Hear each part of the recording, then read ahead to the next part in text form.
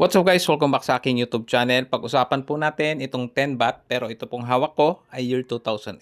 May isang coin po kasi which is year 1990. Ito po yung pinaka-rare or isa sa mga rare na 10 baht. Ang details po niyan is nandito sa taas. Ayan. Tapos po itong coin na ito, nabasa ko lang po sa isang article na may isang antique shop po naghahanap nito which is babayaran po kayo ng 154,000 kung meron po kayo nito kasi napaka-rare po ng coin na ito. Ngayon, ang istorya po dyan guys is 100 pieces po yung ginawang ganito or 100 yung mintage niya which is in exhibit po sa England, no? Sa isang coin show, sa isang coin exhibit.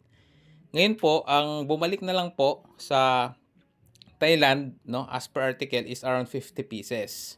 Pero kung i-check nyo po yung website po na Numista, meron pong information doon regarding this coin na 100 pieces nga po yung kanyang mintage pero yung known po or yung pong I think alam nilang nag-e-exist is nasa ano lang po, nasa 6 to 7 pieces lang po, no?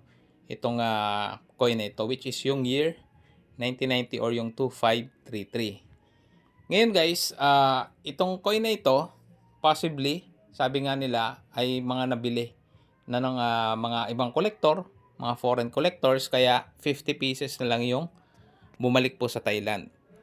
And then guys, ang ginagawa kasi nung iba dito, para makapangloko ng mga coins or ng mga tao regarding this coin. Kasi po, yung coin po na 1990 tsaka 1994, meron lang pong konting detalye sa sulat or sa year po na possibly medyo parang malito or pwede pong makapangloko. So ganito po 'yan guys, no. Sa kanilang year po or sa kanilang calendar po, yung 2533 is yung 1990 which is yung rare and 2537 naman po yung 1994 which is yung common. So ito po yung ano niya, itsura niya.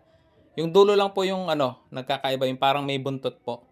Yung parang letter M niya, ayan. So, yung sa 1990 is wala.